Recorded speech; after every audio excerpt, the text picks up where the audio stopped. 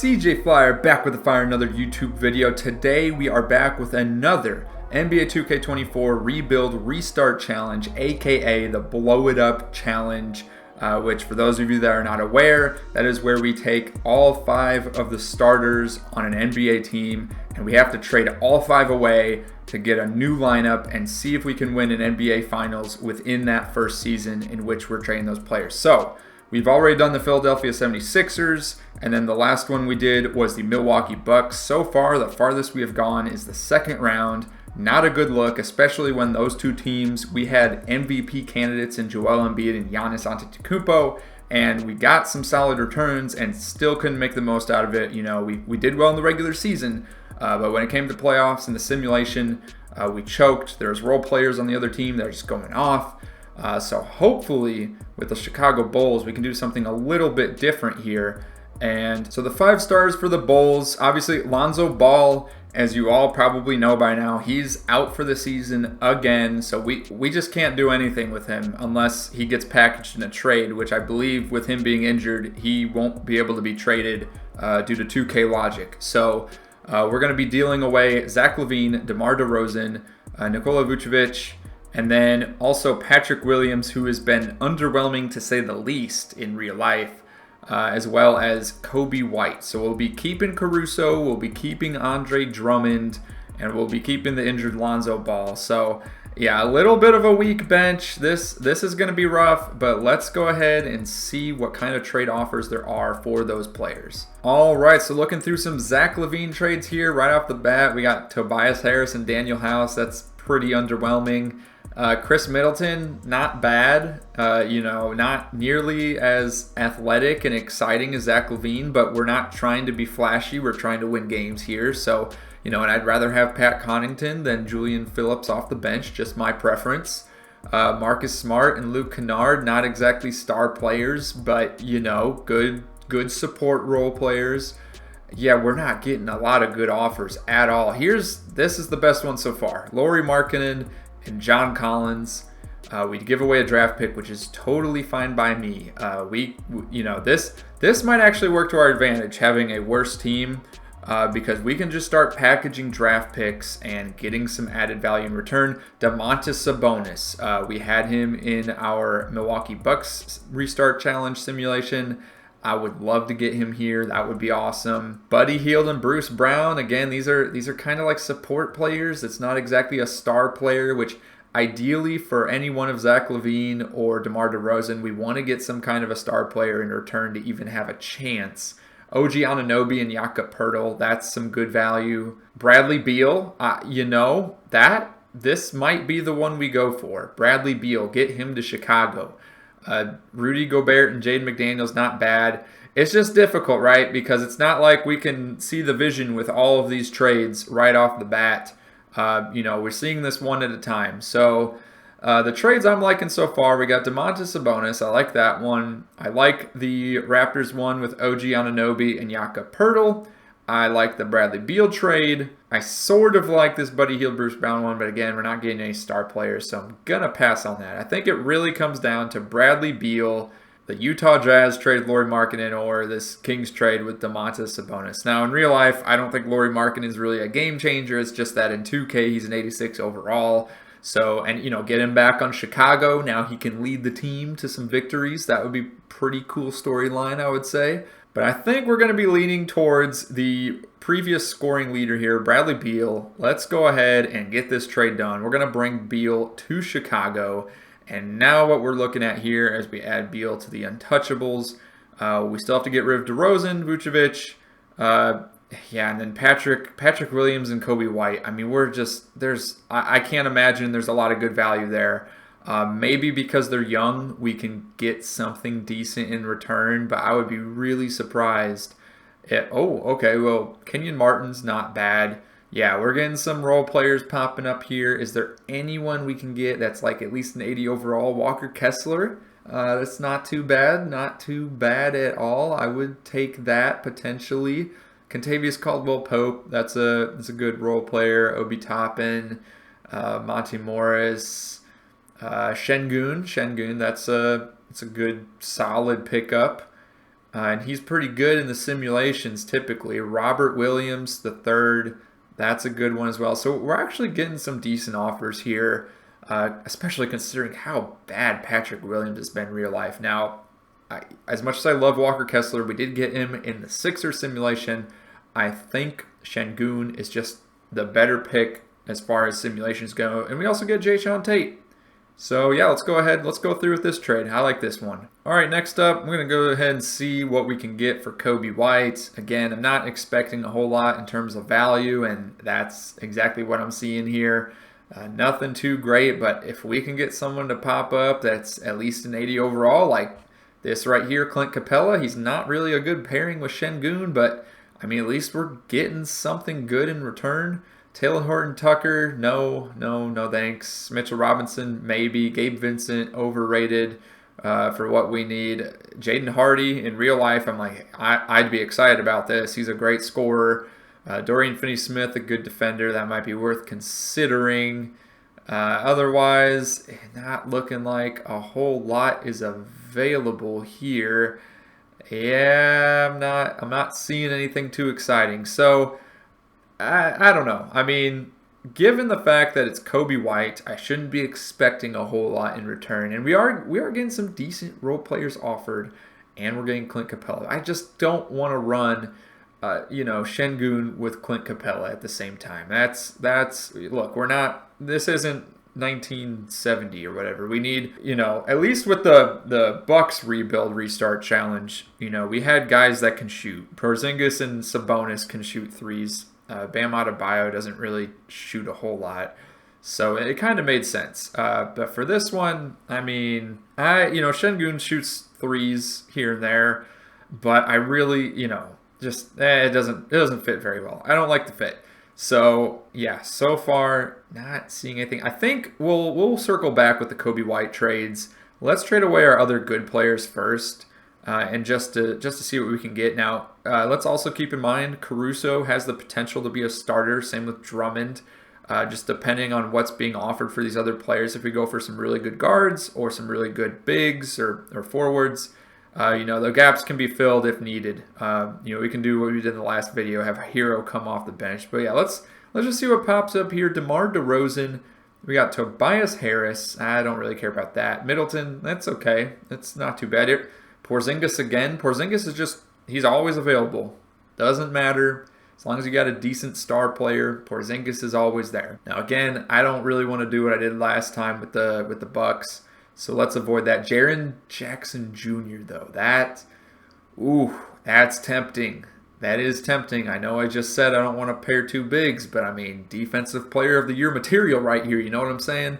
DeJounte Murray here. This is two birds, one stone kind of trade. We got DeJounte Murray and Clint Capella. I'd rather have Jaren Jackson Jr. than Clint Capella as far as pairing two bigs. I don't really want to do that trade. Don't want to do that trade. Sabonis, again, is just on the block. This one, we'd get rid of Vucevic too. Straight up for Jalen Brunson. DeMar DeRozan for Jalen Brunson. That is worth a consideration. Grant Williams, Michael Bridges, Michael Porter Jr., Buddy Hield. Yeah, I'm not. We got Pascal Siakam and Jakob Poeltl. Fred VanVleet. Zach LaVine. No, we're not taking him back. Karl Anthony Towns. At least that's a stretch big. That would just be a disaster. Him and Şengün. I don't really care for that. Jeremy Grant. Klay Thompson. Yeah, okay. So enough reading off names. I'm probably putting everyone to sleep doing that. I'm leaning towards this Jalen Brunson trade just so we get a star guard in here. Because looking at what we have, I mean, Lonzo Ball's out for the year, or he's supposed to be. I don't know if he actually is. I mean, he should be. He should be. Current injuries, none. Okay. I mean, I guess we have Lonzo Ball available in this fictional simulation. Whatever. He's fine now. He's healed. He's healed, I guess. I guess he's healed. Whatever. DeMar DeRozan for Jalen Brunson. You have Lonzo Ball coming off the bench, I guess. That just doesn't feel realistic to me. All right, let's go back to this, revisit it. Yeah, I think we're gonna go let's go with the Jalen Brunson trade maybe, because then who else do we have? We just got Şengün. We need to make sure that we get a good forward. So let's see what's available with Vucevic. We get, oh yeah, we could just trade away Alonzo Ball too, I suppose. We get Tobias Harris, that would be okay. Chris Middleton, I'd be cool with this actually. That would be fine with me. For Jared Allen straight up, no. Marcus Smart, no. Yeah, let's go ahead. We'll get Chris Middleton on the team, and then we're going to go ahead and go for Brunson with that DeMar DeRozan trade. All right, here it is. DeMar DeRozan for Jalen Brunson, and now all we have left is to trade away Kobe White. So the team so far, Jalen Brunson, Bradley Beal, Chris Middleton, Şengün will slip into either the 4 or probably the 5. So all we need left now is a power forward or small forward to kind of fill the gap here if we want to go small. So that's what we're going to do here. We're going to go back into the trade finder here. Let's see what pops up for Kobe White, and just keep in mind that ideally we have a power forward, but then again we could put Torrey Craig in that starting spot if we want to. Let's see what there is. Let's go into the trade finder. Kenyon Martin and Nicholas Batum. That's not too bad. Pat Connaughton, Cameron Payne, not too bad. Karis LeVert, he scores. Sometimes he shoots the ball a little bit too much in real life, but this is 2K. Luke Kennard, Clint Capella. If we had him coming off the bench, although we already kind of have Andre Drummond doing that for the Bulls, so it's not really necessary. We could go for Dorian Finney-Smith. That would be a pretty good starting power forward here for the Bulls. Contavious Caldwell-Pope, we could slide him to the 3. Obi Toppin, that would not be too bad. We do have a few good options as far as, sort of fringe starters go. Kyle Anderson, maybe. But yeah, I'm leaning towards either this Kenny Martin Jr. or I think what we are more likely to do. Yeah, let's go ahead. I do have a soft spot for Dorian Finney-Smith, being a Mavs fan myself. So yeah, we're going to go ahead and do this trade. And that is all. Now we have our starting lineup. It just feels weird, though, having Lonzo Ball here. I feel like I just want to edit him to be injured. Like, he shouldn't be available. He's out for the season. I don't know what 2K is trying to do here. Where do I edit injuries? Surely I can injure the guy. That didn't sound good. Okay, where in the world can we? I guess we can't set injuries. I thought for sure we could set him to be injured. I guess not. Isn't it attributes injury, durability? No, nothing here. All right, someone's going to have to say something in the comments down below, or I'll just have to find it later. But yeah, whatever. We're just going to set the lineup so that he doesn't play any minutes. That's okay. We have teammate chemistry turned off, so that's not going to have a huge effect on the team. Going to go ahead and, yeah, Lonzo Ball off the bench. Yeah, we're going to put him out. We're going to replace him with, oh my gosh, I don't even know who to replace him with. I got to be honest, I am not familiar with a lot of the bench players on the Bulls. So we'll just stick, who is this? Terry Taylor. Terry Taylor will be put in there. Oh, I know who Javon Carter is, so that works out. He can get the backup point guard minutes. We're going to have to give a ton of minutes to Bradley Beal, to Jalen Brunson. They're going to have to carry this team to a victory because I don't know who else is going to. And we're just giving the starters 3/4 worth of minutes. Hopefully they don't get too tired. Otherwise, I think all of this works out. We'll just go ahead and do that. That looks like it should be good. And I wouldn't give anyone else. I don't know any of these other players except for AO. Yeah, that's it. That's the only person I know, or know of, I should say. Okay, that's it. Let's go ahead. Let's get the simulation started. Again, the goal is to win the NBA Finals, and I do not have high hopes. I'll just be happy if this team makes the playoffs, to be honest. We weren't starting with a lot of great pieces, so we'll just have to see how it goes. All right, we just hit the All-Star break, and Alex Caruso is out for the season with a dislocated right patella. So not a good look. Not a good look at all. It's been a rough season so far, I gotta be honest. Not doing so hot. So I think we're just going to give all of Caruso's minutes to Javon Carter, and well, maybe we'll give a few to yeah, we'll shift some around. Okay, and I guess 2K was wrong. They had told me that Caruso was out for the season, and now I'm getting a notice in the last week of the regular season that he's back.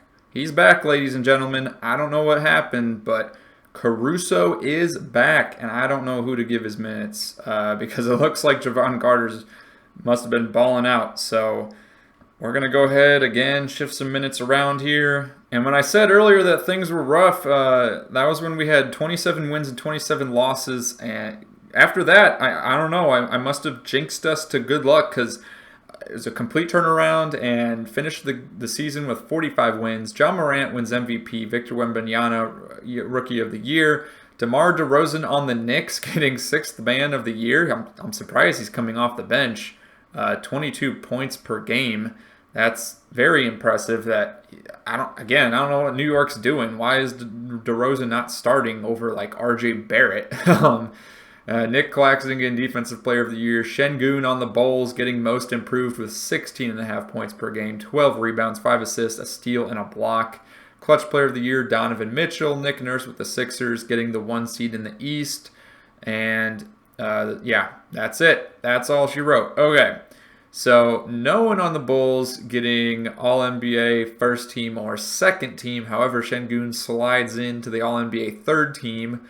And then looking at the all-defensive teams, it looks like no showing out for the Bulls. So let's go ahead and advance. The Bulls do end up with the 3rd seed.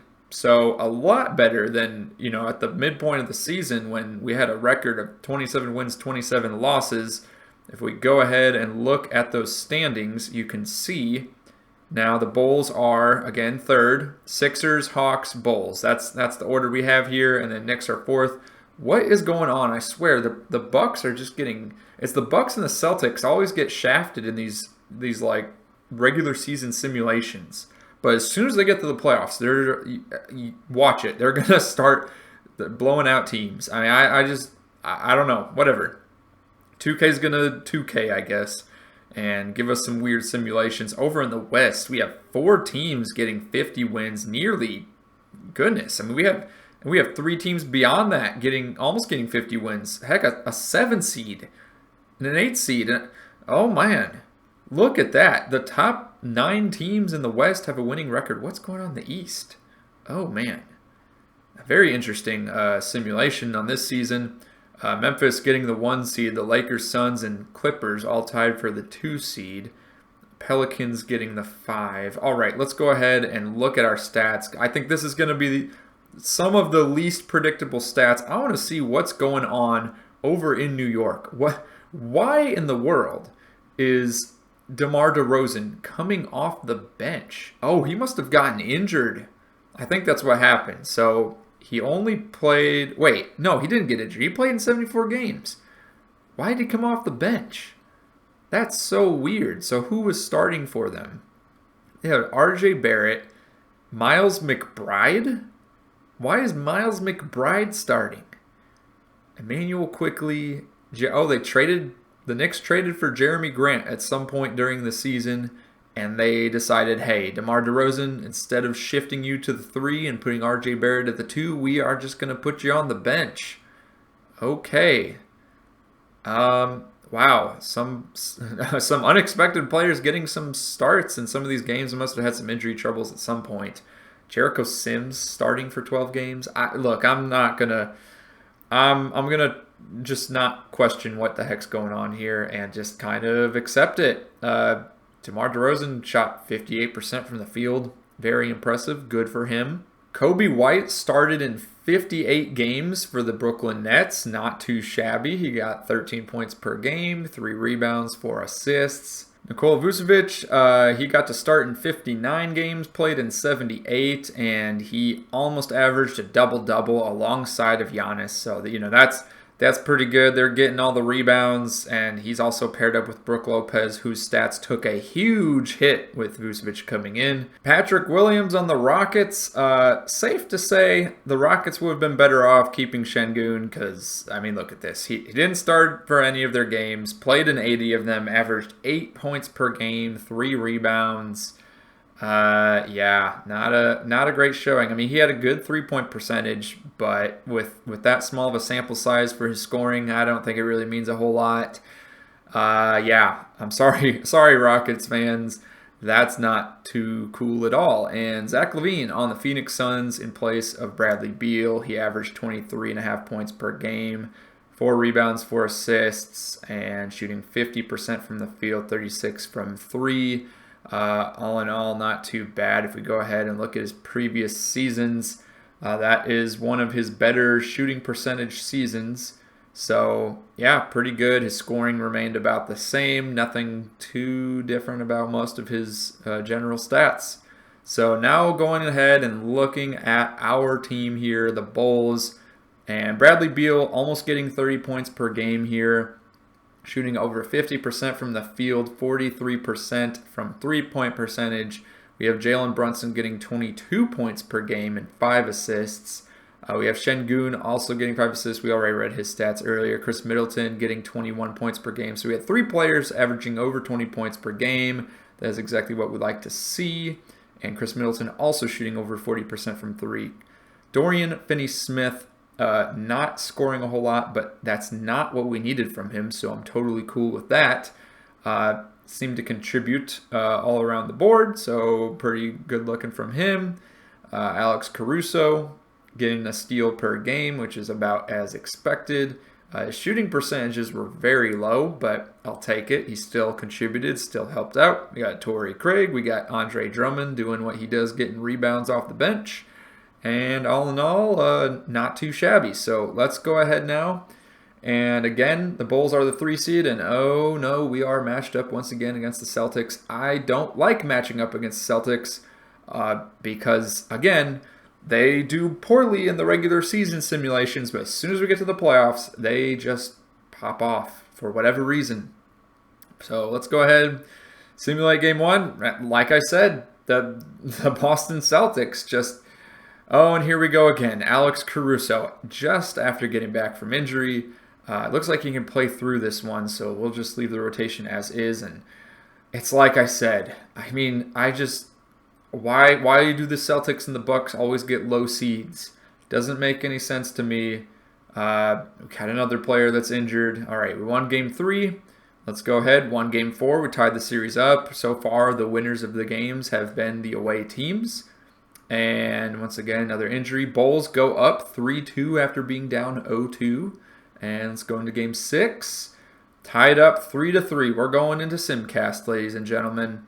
All right, here goes. And so far, very ugly. Oh my goodness. Are we really going to lose in round 1? Down by 20 points here late in the third quarter. Not looking very hopeful. Yeah, this one's over. It's over. 156 points in Game 7. I mean, there's no excuse for that. That's awful. And if you look at the box score here, Şengün with 33 points, Bradley Beal 25, Brunson 19. I mean, let's just see. Let's see what damage was done. Porzingis 37 points, Jaylen Brown 34. I mean, you got 2 players with 34 and 2 other players with 20. Yeah, I mean, you're gonna lose. Okay, well, that's a bummer. We'll go ahead and simulate the playoffs. I'm definitely feeling a little bit salty about that one.